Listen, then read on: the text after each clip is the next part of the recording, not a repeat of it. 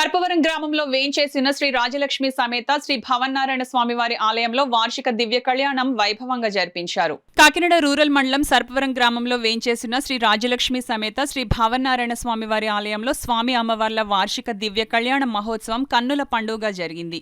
సాయంత్రం స్వామివారిని గరుడ వాహనంపై ఉంచి తిరువీధి గ్రామోత్సవం నిర్వహించారు. ఆలయంలో ప్రత్యేకంగా ఏర్పాటు చేసిన వేదికపై శ్రీ రాజలక్ష్మి సమేత భవన్నారాయణ స్వామి ఉత్సవ విగ్రహాలను ఉంచి శ్రీ వైఖానస ఆగమోక్త ప్రకారం వేద పండితులు వాడపల్లి కృష్ణమాచార్యులు, పెద్దింటి వెంకటాచార్యులు, బిక్కోలు కిరణ్ల మంత్రోర్చనల మధ్య దేవదేవుని కళ్యాణం కన్నుల పండుగగా జరిపించారు.